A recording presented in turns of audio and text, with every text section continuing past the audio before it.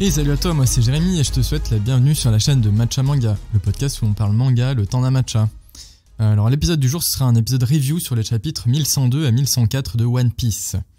Et pour commencer, petite mise en situation par rapport à la fois dernière, donc on s'était arrêté sur Bonnie qui avait décidé de prendre son destin en main. Et pour commencer, donc petite mise en situation par rapport à la fois dernière, donc on s'était arrêté sur Bonnie qui a décidé de prendre son destin en main et de partir à la recherche de son père en devenant pirate donc. Le tout après avoir attendu de longues années donc le retour de son père dans son village. D'ailleurs à ce propos concernant les pouvoirs de Bonnie que l'on voit à la fin de ce chapitre, donc le 1101, vu que cela me titillait un petit peu quand même, j'ai fait des recherches sur le sujet et je me suis un petit peu trompé donc la fois dernière. Oui, son attaque Distorsion Future lui permet de changer son anatomie donc dans une version d'elle-même qui proviendrait d'un futur alternatif. Donc je trouve que c'est un petit peu complètement pété comme technique, j'avoue, surtout que l'on peut se demander d'où lui provient cette connaissance un petit peu de ses côtés alternatifs. Voilà, on pourrait imaginer un futur où elle a un pouvoir hors du commun comme ceux des Loggia ou encore celui de Barbe Blanche ou que sais-je. Bref, un petit peu, je me pose un petit peu la question de où sont les limites de ce pouvoir, je me le demande un petit peu. Passons maintenant au résumé de ces chapitres. Donc à la fin de la rétrospective sur le passé de Kuma, où l'on voit grandir et évoluer d'un côté sa fille Bonnie, donc, qui est à la recherche de son père, mais aussi qui va partir à la recherche de Nika. En parallèle de tout ça, avec un bref résumé un petit peu des aventures de Luffy et des différentes interventions de Kuma. Kuma, le gars sûr qui a vraiment assuré définitivement leurs arrières, donc que ce soit de près ou de loin, donc c'est quelque chose un petit peu qu'on voit. D'ailleurs ce qui est marrant c'est qu'à l'époque on se disait vraiment que le gars il était pas foncièrement mauvais quand on le voyait venir, mais bon il tirait bien en tout cas du côté des relous et des marines. C'est quand même un grand corsaire et qui avait un petit peu fait chier un petit peu l'équipage des Mugiwara, mais on se demandait un petit peu, on trouvait ça un petit peu bizarre quand même ces interventions. Donc là maintenant on sait un petit peu tout ce qui s'est, on sait beaucoup, on sait complètement d'ailleurs ce qui s'est passé derrière tout ça, sa volonté en tout cas c'était de les sauver. Parce que du coup, maintenant qu'on connaît toute l'histoire, donc que ce soit avec l'événement, donc il était apparu à Thriller Bark pour enlever la fatigue de Luffy, pour la transmettre à Zoro, à Sabaody, le fait qu'il leur ait donné du temps donc, pour se former, parce qu'ils n'étaient pas du tout prêts à l'époque. Aussi le fait qu'il ait tout fait pour garder le Sunny en sécurité le temps qu'il revienne. Et tout ça, au-delà du fait que ce soit le fils de son meilleur ami, mais juste parce qu'il avait l'intuition profonde que le fils serait Nika, en tout cas. Donc voilà, en fait c'est même pas tout ça, en fait, c'est juste il a fait ça parce qu'il avait l'intuition au fond de lui-même que c'était sa réincarnation possible. Et ça fait beaucoup de choses quand même, quand tu vois un petit peu tout ce qu'il a dû subir pour faire ça. Parce que franchement, ouais, le gars il a tout fait pour les autres et la bonne cause dans toute sa vie. Et du coup tout ça dans l'ombre en plus et sans pouvoir l'expliquer à cause du deal avec le gouvernement, c'est vraiment...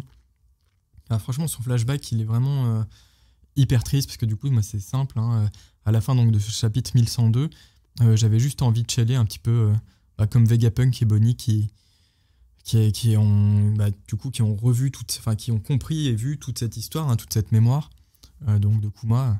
Franchement, en vrai, dans One Piece, tous les flashbacks te donnent envie de chialer et celui-ci, c'est peut-être le max, quoi. Il nous a mis le max, Oda, là, carrément. Franchement, il est vraiment trop fort pour exploser nos sentiments à chaque flashback.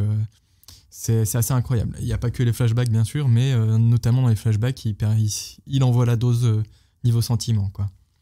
Bref, et du coup, après, on retourne au présent par la suite.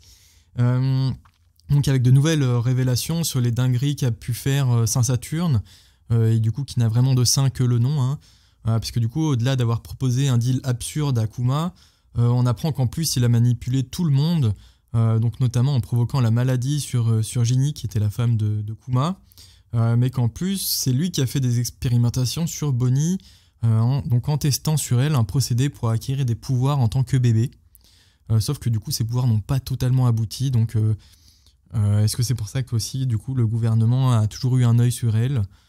C'est fortement possible aussi.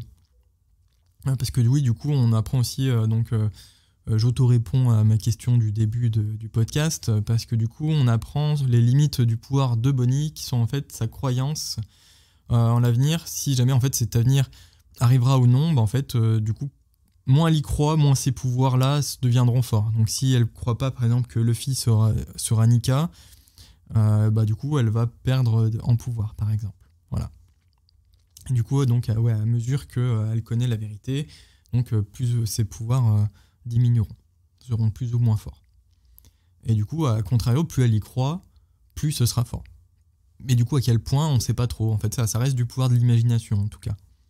En tout cas, on voit en tout cas que c'est de plus en plus un sacré bâtard, ce Saturne, clairement. Et pour finir, du coup, on a 5 pages absolument incroyables qui ont été teasées du coup au début du chapitre 1103, qui nous rappelait que Kuma s'était téléporté de nouveau depuis l'île des révolutionnaires. Et là, tu le vois qui arrive sur l'île d'Egghead, qui traverse le champ de bataille à toute vitesse, tel un espèce de quarterback, qui explose tout sur son passage et qui arrive par sauver sa fille des mains de Saint Saturne. Sauf que c'est pas tout, parce que évidemment il fallait qu'il se passe une énorme dinguerie, parce que là il va lui envoyer une espèce de droite, mais une droite, mes aïeux. Franchement, je crois bien que j'ai entendu la frappe au loin depuis le Japon, tellement qu'elle était violente. La frappe son coup de poing m'a limite frappé, moi aussi. En dehors des pages, incroyable. Je crois que j'ai jamais vu une patate aussi phénoménale de toute ma vie dans les mangas. C'est gigantissime. Surtout qu'en plus, oui, à côté de ça, du coup, t'as les images de ce que ça représente, cette patate qui est une espèce de condensé de toute la frustration, du ressentiment, de la haine, mais qui est aussi totalement libératrice, parce que putain, franchement, on le sent que c'est un acte qui fera le plus grand bien à notre ours adoré, qui a envie de se soustraire de toute cette machination qui a fait de lui un être totalement soumis au gouvernement. Même si, actuellement, c'est plus un robot sans conscience, mais bon, t'as compris l'idée, quoi. Et après, du coup, ça se termine, tout ça, sur l'annonce du déclenchement du Buster Call par Saint Saturne. Donc, c'est le 3e, il me semble, dont on a connaissance. Donc, après celui de l'île d'Ohara, avec Robin quand elle était jeune. On a eu celui des Ines Lobby, avec la capture de Robin. Et maintenant, on a donc Egghead, toujours avec Robin dans les parages. Donc, c'est un petit peu fou à croire qu'en vrai, elle attire les Buster Call, malheureusement, bien sûr. Mais elle a un sacré lien avec le Buster Call, en tout cas. Et donc, qu'est-ce que j'ai à dire un petit peu sur ces chapitres au final ? Ce sont encore de très bons chapitres, tout simplement. On en a enfin terminé avec le passé de Kuma, qui était ultra triste, mais aussi ultra riche en informations diverses et variées. Parce que du coup, on en a pris un peu plus sur, déjà, le fameux incident entre Rox, Roger et Garp. Tu as aussi le mythe de Joy Boy qui prend encore en consistance et qui va lier Kuma et Luffy. Ce qui était si ce n'est la dernière pièce de ce puzzle, donc de Joy Boy, peut-être, on ne sait pas trop. En tout cas, c'est la pièce qui va les lier tous les deux. Et enfin, tu as toutes les manigances du gouvernement, encore et encore. Ça n'en finit plus. Mais aussi, c'est aussi pour ça qu'on kiffe cette histoire de Dingo, parce que c'est ce lore sans fin qui est mis en place année après année, chapitre après chapitre, pour notre plus grand plaisir, évidemment. Et t'as l'impression que c'est infini, tout simplement. Mais malheureusement ce n'est pas si infini que ça, parce que je rappelle que Oda avait prévu de finir son histoire plus ou moins en 2025, donc il reste à peu près plus que 2 ans de parution, malheureusement. On ne sait pas trop avec Oda, des fois on sait qu'il va peut-être dépasser, mais en tout cas en 2030 il n'y aura plus de One Piece, quoi. Bref, c'est un peu triste, j'ai pas envie de me projeter jusque là, je suis dans le déni là, bref. C'est un petit peu près tout pour ces chapitres. Donc maintenant, on va terminer ce podcast bien gentiment. Je te le rappelle, mais n'hésite pas à laisser un petit 5 étoiles sur le podcast, donc ça fait toujours plaisir. Mais aussi à me donner ton ressenti sur l'article dédié sur Insta. Donc je te rappelle mon Insta qui est Matcha Manga, donc avec un petit tiret du 8, donc le petit tiret du bas, quoi. Donc au milieu de Matcha et à la fin de Manga, voilà. De toute façon, tu retrouveras le lien en description et aussi tu reconnaîtras la petite calebasse de mon logo, bien évidemment.